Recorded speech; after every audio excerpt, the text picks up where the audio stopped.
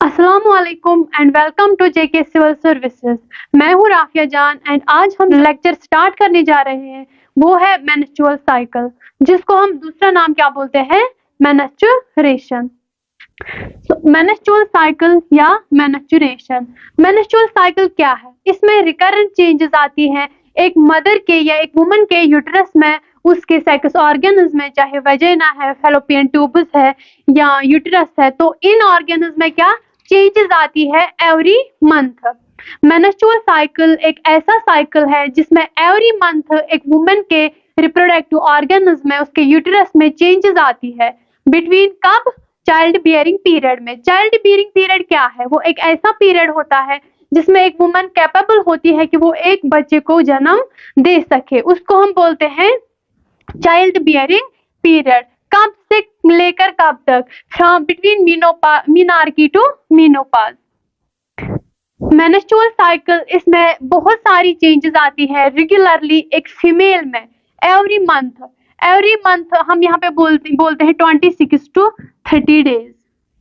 26 to 30 every 26 to 30 days के बाद एक वुमन के रिप्रोडक्टिव सिस्टम में चेंजेस आती है through out the child bearing period. Child bearing period एक ऐसा पीरियड है जिसमें एक वुमन कैपेबल होती है कि वो एक बच्चे को जन्म दे सके। बिटवीन मीनार्की एंड मीनोपॉज, मीनार्की से लेकर मीनोपॉज तक ये मेंस्ट्रुअल साइकिल होता है every month. And normal cycle की अगर हम बात करेंगे तो एवरी 28 डेज के बाद। यहाँ पे हम एवरेज में बोलते हैं 26 to 30 डेज, बट अगर हम नॉर्मल साइकिल की बात करेंगे तो हम बोलते हैं 28 डेज के बाद। एवरी 28 डेज के बाद ये साइकिल आता है। तो मीनार्की क्या है, जो मैंने यहाँ पे वर्ड यूज किया, मीनार्की एंड मीनोपॉज। मीनार्की मीन्स जब पहली बार मेंस्ट्रुअल साइकिल आता है एक टीनेजर गर्ल में या एक प्यूबर्टी की गर्ल में। वो कौन सा पीरियड है? Between 12 to 15 years. पहली बार जब मेंस्ट्रुअल साइकिल आता है उसको हम बोलते हैं मीनार्की, बिटवीन 12 to 15 ईयर्स की एज में। एंड मीनोपॉज क्या होता है? जब कंप्लीटली स्टॉप होता है menstrual cycle, permanent cessation of the menstrual cycle, उसको हम बोलते हैं मीनोपॉज। एंड ये कब होता है? 45 to 50 years of age. 45 to 50 years of age पे जब कंप्लीट परमानेंट सीजेशन होता है मेंस्ट्रुअल साइकिल का या मेंस्ट्रुएशन का, उसको हम बोलते हैं menopause. And menarche is the commencement of menstrual cycle, जब पहली बार क्या मेंस्ट्रुअल साइकिल आता है between the age of 12 to 15 years. उसके बाद है ओवुलेशन। ओवुलेशन क्या है? Ovulation is the release of mature egg. जब एक मैच्योर एग या मैच्योर ओवम रिलीज होता है, कब? Eight 14 days. 14 डेज पे जब मैच्योर ओवम रिलीज होता है उसको हम बोलते हैं ओवुलेशन। एवरी मंथ जब 14th डे पे क्या रिलीज होता है मैच्योर ओवम, उसको बोलते हैं हम ओवुलेशन। तो ओवरी क्या करती है? ओवरी तो एक रिलीज करती है ओवम, एंड दूसरा क्या करती है? Release of estrogen and progesterone. Ovary का फंक्शन क्या है? एक तो ओवम को रिलीज करना, दूसरा release of estrogen and progesterone. Estrogen क्या करता है? Development of secondary sexual characteristics. And progesterone क्या करता है? ये प्रिपेयर करता है किसको? एंडोमेट्रियम को। किसको? एंडोमेट्रियम को प्रिपेयर करता है फॉर प्रेगनेंसी। प्रोजेस्टेरॉन का फंक्शन क्या है? एंडोमेट्रियम को प्रिपेयर करना, किसके लिए? प्रेगनेंसी के लिए। ठीक, तो ये था क्या मेंस्ट्रुअल साइकिल का इंट्रोडक्शन।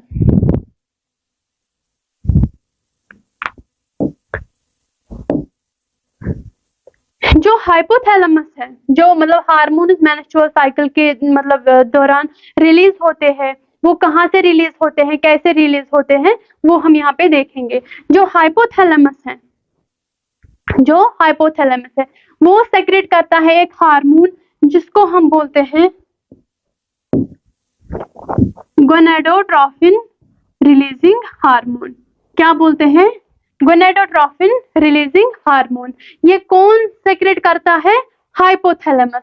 एंड गोनाडोट्रॉफी रिलीजिंग हार्मोन क्या करता है, ये स्टिमुलेट करता है एंटीरियर पिट्यूटरी ग्लैंड को। किसको स्टिमुलेट करता है, एंटीरियर पिट्यूटरी ग्लैंड को। एंड एंटीरियर पिट्यूटरी ग्लैंड क्या करता है, ये रिलीज करता है follicle stimulating hormone and luteinizing hormone.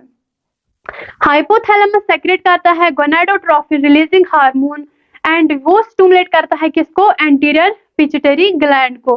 Pituitary gland क्या है, जो मास्टर ग्लैंड है। एंड देन पिट्यूटरी ग्लैंड क्या करता है, ये सेक्रेट करता है क्या, follicle stimulating hormone and luteinizing hormone. Follicle stimulating hormone क्या करता है, ये हम बोलेंगे एफएसएच। एफएसएच क्या करता है, ओवरी में जो ओवरियन फॉलिकल्स होते हैं, क्या होते हैं, ओवरियन फॉलिकल्स।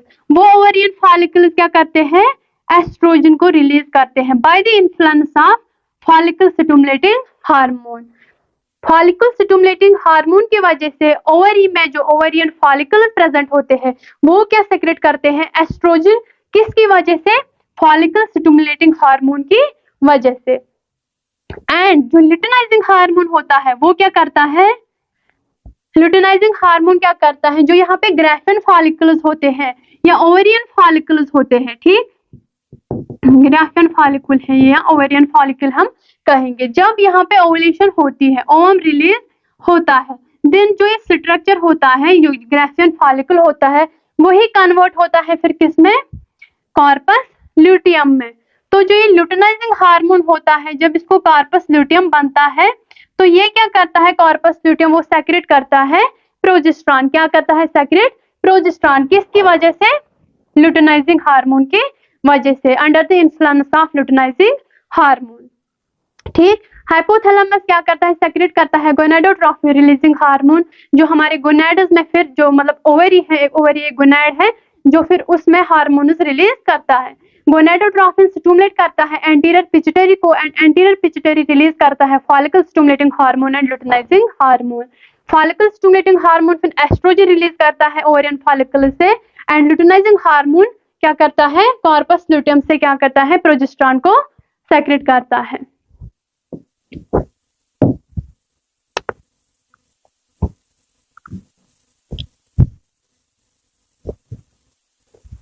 अब क्या है,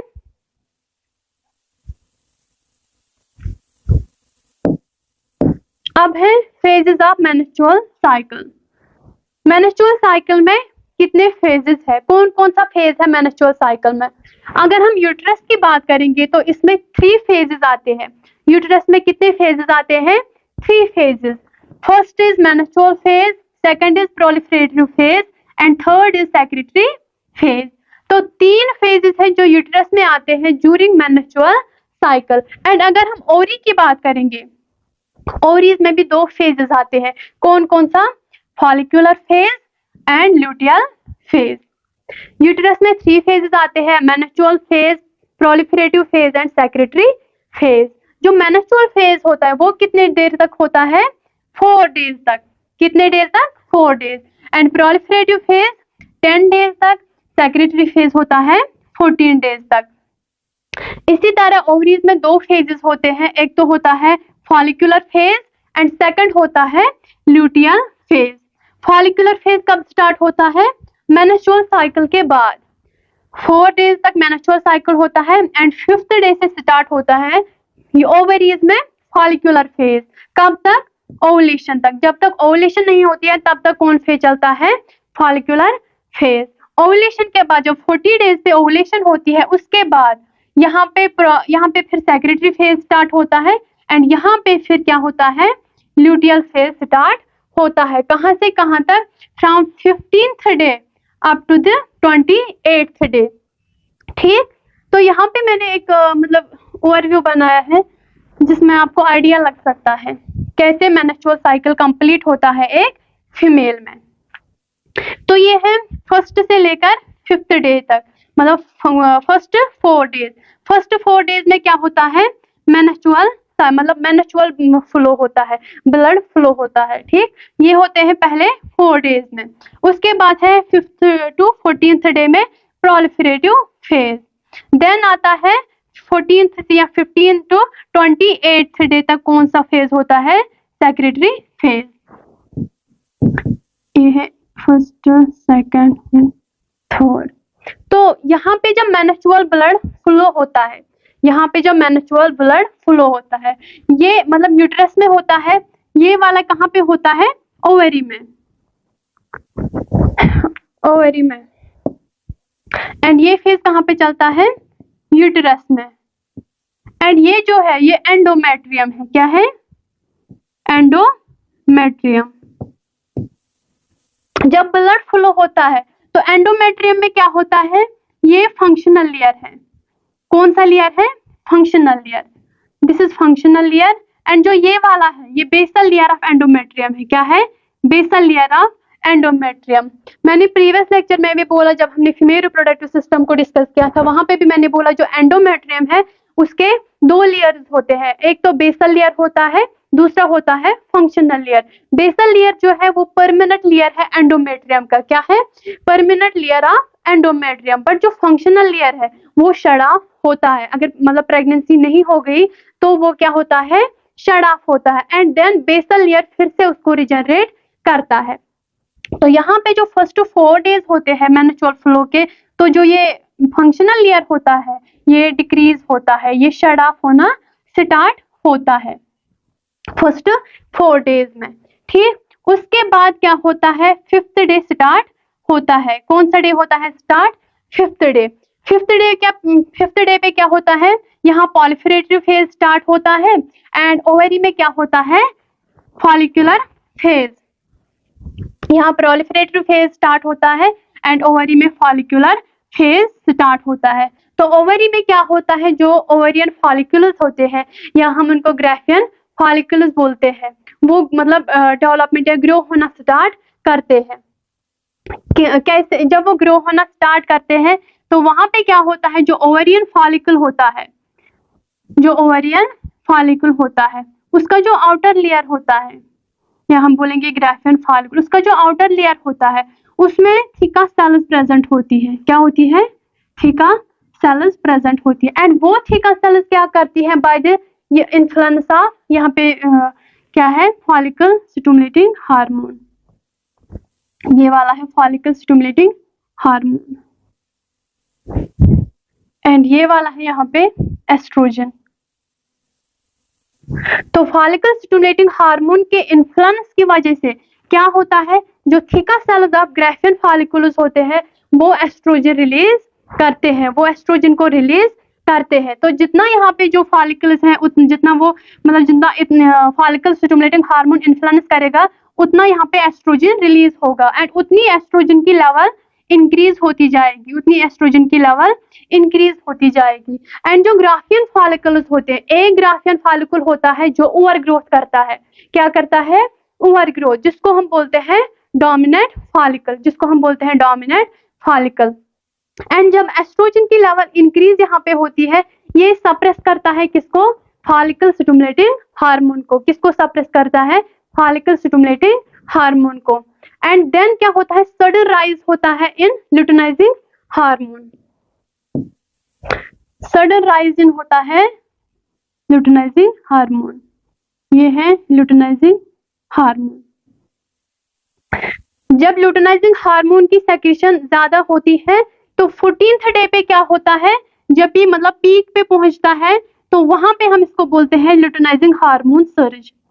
जब ल्यूटिनाइजिंग हार्मोन की सेक्रेशन पीक पे पहुंचती है, उसकी लेवल बहुत ज्यादा हाई होती है, तो उस पॉइंट को हम बोलते हैं वहां पे ल्यूटिनाइजिंग हार्मोन सर्ज। तो यहाँ पे आप क्या हो गई? 14th डे पे ओव्यूलेशन हो गई। 14th डे पे क्या हो गई?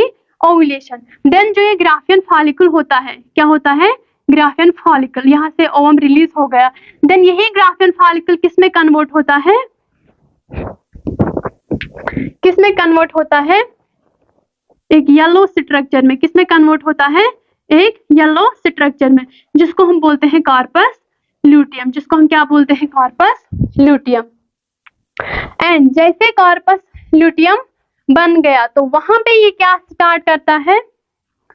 Secretion of progesterone. एस्ट्रोजन भी करता है लेकिन प्रोजेस्टेरॉन की सेक्रेशन ज्यादा होती है। कब? 14th डे के बाद। यहाँ पे 14th डे पे proliferatory फेज कंप्लीट हो गया एंड ओवुलेशन के बाद कौन सा फेज हो गया, secretory phase from 15th day to 28th day. यहाँ पे अब क्या हो गया, पहले प्रोजेस्टेरॉन की लेवल ज्यादा नहीं थी, वो कम थी देन एस्ट्रोजन, क्योंकि एस्ट्रोजन को कौन रिलीज कर रहा था, फॉलिकल स्टिमुलेटिंग हार्मोन की वजह से। कहाँ पे सेक्रेट हो रहा था, ओवरियन फॉलिकल्स में, जहाँ जो थीका सेल्स होती हैं वो इनको सेक्रेट कर रहा था। तो उसके बाद क्या है, प्रोजेस्टेरॉन की लेवल धीरे धीरे इंक्रीज होती है, किसकी वजह से, कॉर्पस ल्यूटियम की वजह से। एंड जो यहाँ पे फंक्शनल लेयर होता है वो बनना स्टार्ट होता है, मतलब प्रोलिफरेटरी फेज में बनता है एंड देन सेक्रेटरी फेज में बनता है एंड फिर से जो ये फंक्शनल लेयर होता है ये फिर से रिजनरेट होता है, फंक्शनल लेयर फिर से रिजनरेट होता है। तो ये मैंने आपको ओवरव्यू दिया। अब हम चलेंगे फर्स्ट फेज पे जो मेंस्ट्रुअल फेज है। इससे आपको थोड़ा बहुत आइडिया लगा होगा कि मेंस्ट्रुअल फेज कैसे होता है, जो मेंस्ट्रुअल साइकिल। फर्स्ट कौन सा है अब, मेंस्ट्रुअल फेज। मेंस्ट्रुअल फेज क्या है, first phase of menstrual cycle. कितने डेज के लिए होता है ये, 4 डेज। एंड इसमें क्या होता है, जो ओवम होता है, क्या होता है, ओवम जब वो फर्टिलाइज नहीं होता है, यहाँ पे तो 14th डे पे ओवुलेशन होती है, ओवम रिलीज होता है, बट अगर फर्टिलाइजेशन नहीं हो गई तो जो कार्पस ल्यूटियम होता है, क्योंकि फर्टिलाइजेशन के बाद क्या है, ग्राफिन फॉलिकल कन्वर्ट होता है किसमें, कार्पस ल्यूटियम में। अब अगर फर्टिलाइजेशन नहीं होगी तो जो कार्पस ल्यूटियम होता है वो डिजनरेट होना स्टार्ट होता है, वो धीरे धीरे क्या होता है, डिजनरेट होना स्टार्ट होता है, खत्म होना स्टार्ट होता है। एंड कार्पस ल्यूटियम क्या करता था, सेक्रेट करता है एस्ट्रोजन एंड प्रोजेस्टेरॉन को। बट अब अगर कार्पस ल्यूटियम ही डिजनरेट होना स्टार्ट हुआ तो एस्ट्रोजन एंड प्रोजेस्टेरॉन की लेवल क्या होगी, डिक्रीज, क्योंकि कार्पस ल्यूटियम ही नहीं रहा तो उसको प्रोड्यूस कौन करेगा, सेक्रेट कौन करेगा। तो उसकी वजह से क्या होता है, एस्ट्रोजन एंड प्रोजेस्टेरॉन की लेवल क्या होती है, फॉल होती है, ठीक। एंड जो फंक्शनल लेयर होता है, जो फंक्शनल लेयर होता है ये धीरे धीरे क्या होता है, ये शट ऑफ होना स्टार्ट होता है, क्योंकि ओवुलेशन नहीं हो गई, ये फर्टिलाइजेशन नहीं हो गई तो फंक्शनल लेयर क्या होता है, शट ऑफ होना स्टार्ट होता है विद ब्लड फ्लूइड। तो वो सारा क्या होता है, रिलीज आउट होता है एंड उसको हम बोलते हैं मेंस्ट्रुएशन। जो ब्लड वहां पे, जो फ्लूइड वहां पे, जो फंक्शनल लेयर वहां से क्या रिलीज आउट होता है उसको हम बोलते हैं मेंस्ट्रुएशन। किसकी वजह से होता है ये, एस्ट्रोजन एंड प्रोजेस्टेरॉन जब डिक्रीज होता है। तो जो ब्लड फ्लो है, जो मतलब 15 to 100 ml ब्लड लॉस होता है एवरी मेंस्ट्रुअल साइकिल में। कितना ब्लड लॉस होता है, 50 to 100 ml ब्लड लॉस होता है in every menstrual cycle. Endometrium में क्या होता है, इसकी थिकनेस कितनी रहती है, 2 to 5 mm। कितनी रहती है, 2 to 5 mm, क्योंकि यहाँ पे अब कौन सा लेयर रह गया, यहाँ पे सिर्फ रहा अब बेसल लेयर, यहाँ पे सिर्फ रहा अब बेसल लेयर, क्योंकि जो फंक्शनल लेयर था वो शट ऑफ हो गया। फंक्शनल लेयर क्या हो गया, शट ऑफ, वहां पे अब सिर्फ बेसल लेयर है जो कि परमानेंट लेयर है। तो ये किसमें था, मेंस्ट्रुअल फेज में। ओवम, ये मेंस्ट्रुअल फेज 4 डेज के लिए रहता है। ओवम जब फर्टिलाइजेशन, ओवम की फर्टिलाइजेशन नहीं हो गई तो कार्पस ल्यूटियम क्या होता है, डिजनरेट होना स्टार्ट होता है। एंड जब कार्पस ल्यूटियम डिजनरेट होना स्टार्ट होता है तो जो एस्ट्रोजन एंड प्रोजेस्टेरॉन की लेवल है वो डिक्रीज होती जाती है एंड जो फंक्शनल लेयर है वो शट ऑफ होना स्टार्ट होता है विद ब्लड, विद फ्लूइड। क्यों, क्योंकि एस्ट्रोजन प्रोजेस्टेरॉन की लेवल डिक्रीज हो गई एंड उसको हम बोलते हैं मेंस्ट्रुएशन। एंड जो एवरी मेंस्ट्रुअल साइकिल में जो ब्लड लॉस होता है वो कितना होता है, 50 to 100 ml। एंड वहां पे जो अब एंडोमेट्रियम की थिकनेस होती है वो कितनी होती है, 2 to 5 mm, क्योंकि वहां पे अब कौन सा लेयर है, only one layer, that is basal layer.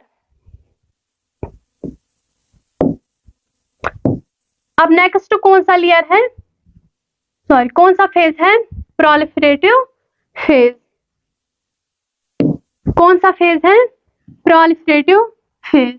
मतलब नाम से ही पता चलता है कि यहाँ पे अब प्रोलिफरेशन होती है। क्या हो, मल्टीप्लिकेशन होती है, ठीक। तो ये कितने डेज तक रहता है, 5 to 14th day, 5 to 14 day, मतलब कि 9 डेज के लिए होता है ये फेज।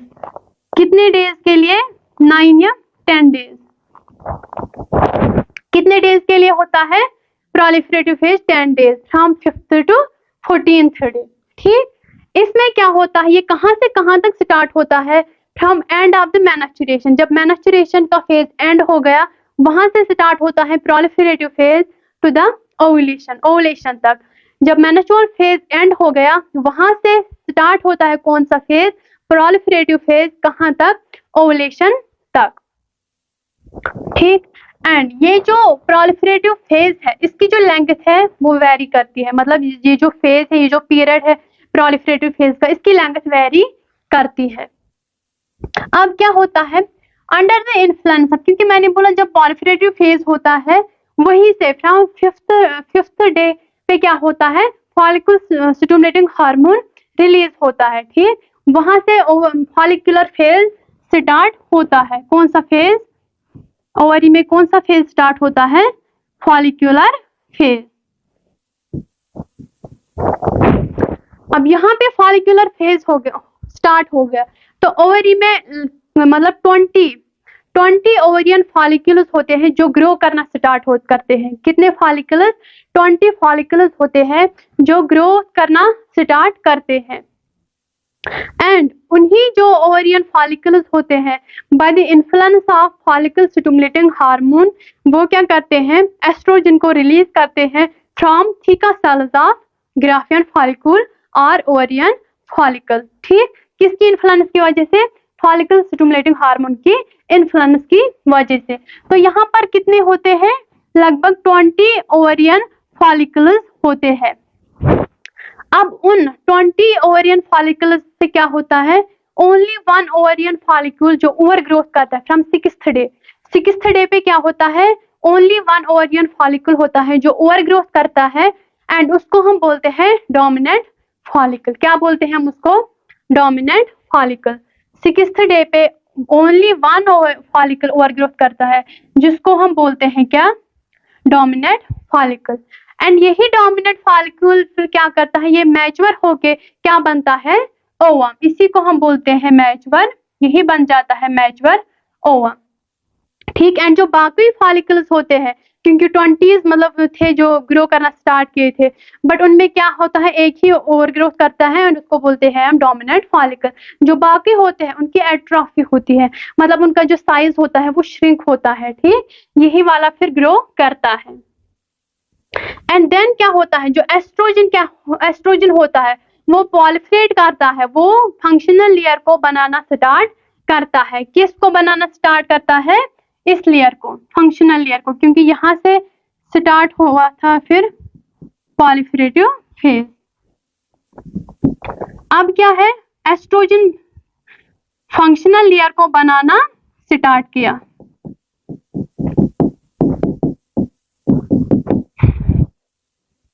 क्यों इसको बनाना स्टार्ट किया, क्योंकि यहाँ पे मतलब अगर फर्टिलाइजेशन हो गई, अगर मतलब तो प्रेगनेंसी हो गई, तो ये इसको क्या, यूट्रस को पहले से ही प्रिपेयर करना स्टार्ट करते हैं।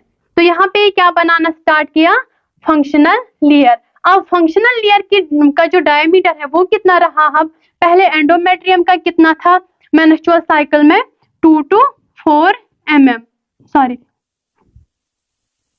हाँ 2 to 4 mm। अब क्या है, अब फंक्शनल लेयर बनना स्टार्ट हो गया, तो इसकी जो डायमीटर है वो कितना रहा, 4 to 10 mm। कितना रहा, 4 to 10 mm thickness of endometrium. ये ज्यादा वेस्कुलर बना, किसमें, फंक्शनल लेयर में। एंडोमेट्रियम की थिकनेस क्या हो गई, इंक्रीज हो गई। अब हाई लेवल ऑफ एस्ट्रोजन की वजह से क्या होता है, जब एस्ट्रोजन की लेवल क्या हो गई, ज्यादा हो गई। क्यों, उसको कौन सिक्रेट करता है, ओवरियन फॉलिकल सिक्रेट करता है। अब एस्ट्रोजन की लेवल जब ज्यादा हो गई, उसने सप्रेस किया किसको, उसने फॉलिकल स्टिमुलेटिंग हार्मोन को ही सप्रेस किया, एंड उसने इंक्रीज किया किसको, ल्यूटेनाइजिंग हार्मोन को। किसको इंक्रीज किया, ल्यूटेनाइजिंग हार्मोन को। अब एस्ट्रोजन को जिसने रिलीज किया था, एस्ट्रोजन ने उसी को क्या किया, सप्रेस किया एंड इंक्रीज कर किया sudden increase in luteinizing hormone, sudden increase in luteinizing hormone. And जब ये लुटेनाइजिंग हार्मोन पीक पे पहुंचता है, जब इसकी लेवल इंक्रीज होती है, तो इसको हम बोलते हैं luteinizing hormone surge, luteinizing hormone surge. And उसके बाद क्या हुआ, लुटेनाइजिंग हार्मोन की ही वजह से by the influence of luteinizing hormone ovulation होती है, ओवम रिलीज होता है फ्रॉम ग्राफियन फॉलिकल, किसकी वजह से, by the influence of luteinizing hormone. ये है ग्राफियन फॉलिकल, जो डोमिनेंट फॉलिकल जो ग्रो किया वही रिलीज किया क्या, ओवम, एंड उसको बोलते हैं हम ओवुलेशन, किसकी वजह से, लुटेनाइजिंग हार्मोन की वजह से। ठीक, अब फेज कौन सा कंप्लीट हुआ, प्रोलिफरेटिव फेज, क्योंकि हमने पहले ही बोला था ये कहां से स्टार्ट होता है, end of menstruation to ovulation from 5th to 14th day. अब यहाँ पे क्या हो गई, ओवुलेशन कंप्लीट हो गई। देन उसके बाद क्या होता है, स्टार्ट होता है कौन सा फेज, सेक्रेटरी फेज। कौन सा फेज स्टार्ट होता है यहाँ पे, सेक्रेटरी फेज। एंड ये कहां से कहां तक होता है, from 15th day to 28th day. यहां से फिर स्टार्ट होता है सेक्रेटरी फेज, कहां तक, 28th डे तक। एंड यहां से स्टार्ट हो गया क्या, सेक्रेटरी फेज। अब पहले यहाँ पे प्रोलिफरेटिव फेज चल रहा था, यहाँ पे फॉलिकुलर फेज चल रहा था। अब प्रोलिफरेटिव फेज कंप्लीट हो गया तो ओवरियन जो फॉलिकुलर फेज है वो कंप्लीट हो गया। यहाँ से अब स्टार्ट हो गया सेक्रेटरी फेज, एंड ओवरी में कौन सा फेज स्टार्ट हो गया, ल्यूटियल फेज। कौन सा फेज, ल्यूटियल फेज। तो जो सेक्रेटरी फेज है वो कहां से कहां तक होता है, ओवुलेशन से लेकर कहां से कहां तक, ओवुलेशन से लेकर नेक्स्ट मेंस्ट्रुअल साइकिल तक, नेक्स्ट मेंस्ट्रुएशन तक कौन सा फेज होता है, सेक्रेटरी फेज। सेक्रेटरी फेज का मतलब नाम से ही पता चलता है, वहां पे सेक्रीशन होती है, वहां पे क्या सेक्रेट होता है, कुछ को क्या सेक्रेट होता है, हार्मोन सेक्रेट होते हैं। तो ओवुलेशन से लेकर to the beginning of next menstrual cycle, next menstruation, उसको हम बोलते हैं क्या, सेक्रेटरी फेज।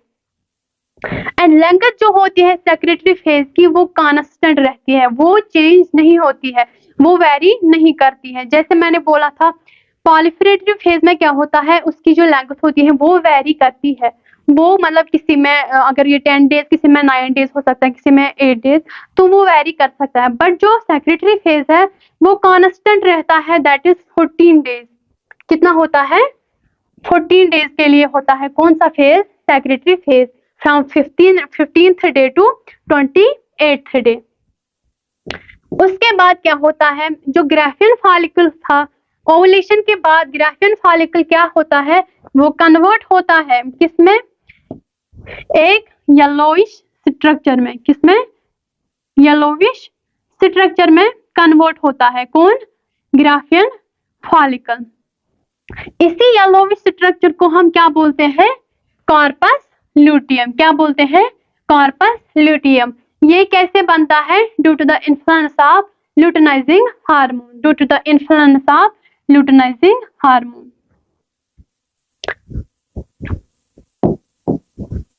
अब क्या करता है, जो कॉर्पस ल्यूटियम होता है ये क्या करता है, ये सेक्रेट करता है हार्मोन्स।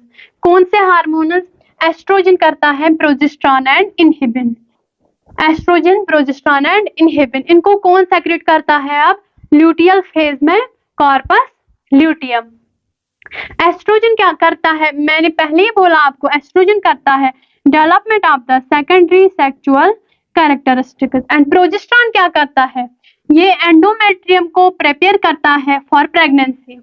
किसके लिए एंडोमेट्रियम को प्रिपेयर करता है, प्रेगनेंसी, क्योंकि अगर मतलब फर्टिलाइजेशन हो गई, इम्प्लांटेशन हो जाएगी फिर, तो उसके बाद क्या है, जो न्यूट्रिशन है वो कहाँ से मिलता है उसको, एंडोमेट्रियम से। ठीक, इसीलिए प्रोजेस्टेरॉन क्या करता है, पहले से ही एंडोमेट्रियम को प्रिपेयर रखता है, किसके लिए, प्रेगनेंसी के लिए। एंड जो इनहिबिन हार्मोन होता है ये क्या करता है, ये भी सप्रेस करता है किसको, फॉलिकल स्टिमुलेटिंग हार्मोन को। क्या करता है? फॉलिकल स्टिमुलेटिंग हार्मोन को सप्रेस करता है। एंड ये जो प्रोजेस्टेरॉन होता है ये प्रेगनेंसी के लिए एंडोमेट्रियम को प्रिपेयर करता है। कैसे करता है? ब्लड वेसल्स को एनलार्ज करता है। किनको? ब्लड वेसल्स को एनलार्ज करता है, क्योंकि जो ये फंक्शनल लेयर है यहाँ पे थोड़ा बन गया था किसमें? पॉलिफेरेटिव फेज में। एंड धीरे धीरे अब जिस सेक्रेटरी फेज में आ गया, ये क्या है? ये और ज्यादा बनता जा रहा है। इसकी जो थिकनेस है वो क्या? वो इंक्रीज होती जा रही है। किसकी? फंक्शनल लेयर की। तो एंडोमेट्रियम क्या करता है? ये यूटेराइन जो ब्लड वेसल्स है उनको इंक्रीज करता है, ग्लैंड को इंक्रीज करता है, म्यूकस सेक्रेशन इंक्रीज करता है। क्या करता है? म्यूकस सेक्रेशन को इंक्रीज करता है, जो फिर बाद में हेल्प करते हैं फीटस के न्यूट्रिशन में। एंड आल्सो जो इसकी थिकनेस होती है वो कितनी रह जाती है? फिर कितनी होती है? 12 to 18 mm। मैनोशोर फेज में क्या था? फर्स्ट फेज जो है उसमें कितनी थी? 2 to 4 mm, क्योंकि वहां पे फंक्शनल लेयर शेड हो गया था। सेकंड में कितनी थी? फिर 4 to 10 mm, क्योंकि उसमें पॉलिफेरेटरी फेज में फंक्शनल लेयर बनना स्टार्ट हुआ। सेक्रेटरी फेज में कितनी हो गई? अब 12 to 18 mm, क्योंकि यहाँ पे क्या हो गया? फंक्शनल लेयर जो है वो कंप्लीटली अब बन गया। तो अब 2 केसेस होते हैं यहाँ पे। कितने केसेस होते हैं? 2। अगर प्रेगनेंसी हो गई, अगर नहीं हो गई। अब अगर प्रेगनेंसी हो गई तो यहाँ पे जो एस्ट्रोजन एंड प्रोजेस्टेरॉन की लेवल है वो इंक्रीज होती है, वो ज्यादा इंक्रीज होती है, क्योंकि एंडोमेट्रियम को प्रिपेयर करना है प्रेगनेंसी के लिए। अब क्या होता है? यहाँ पे एस्ट्रोजन एंड प्रोजेस्टेरॉन की लेवल इंक्रीज होती है। एंड जो कार्पस ल्यूटियम होता है जो एस्ट्रोजन एंड प्रोजेस्टेरॉन को सेक्रेट करता है, कब तक? 3 मंथ्स तक। 3 मंथ्स तक कार्पस ल्यूटियम ही एस्ट्रोजन एंड प्रोजेस्टेरॉन को सेक्रेट करता है। अब जो 3 मंथ्स के बाद क्या होता है? ये जो कार्पस ल्यूटियम है ये कन्वर्ट होता है एंड बन जाता है प्लेसेंटा। कार्पस ल्यूटियम ही फिर क्या कन्वर्ट होके क्या बनता है? प्लेसेंटा। एंड सपोर्ट करता है किसको? एम्ब्रियो को। किसको सपोर्ट करता है? एम्ब्रियो को। एंड अगर प्रेगनेंसी नहीं हो गई, तो फिर क्या होता है? एस्ट्रोजन और प्रोजेस्टेरॉन की लेवल डिक्रीज होती है, जिसकी वजह से क्या होता है? जो एंडोमेट्रियल सेल्स होते हैं वो क्या होते हैं? हाइपोट्रॉफी, हाइपोप्लेजिया होता है उनमें, क्योंकि जो मतलब सेल्स होती है एंडोमेट्रियम वो श्रिंक हो जाती है। एंड यहाँ पे क्या होता है? जो फंक्शनल लेयर होता है वो शट ऑफ होता है, उसमें जो ब्लड होता है, वेसल्स होती है, फ्लूइड होता है, वो क्या होते हैं? शट ऑफ होते हैं। एंड उसी को हम बोलते हैं मेंस्ट्रुएशन। तो ये था आज का टॉपिक मेंस्ट्रुएशन। कल हम स्टार्ट करेंगे इसके डिसऑर्डर नेक्स्ट लेक्चर में। तब तक के लिए अल्लाह।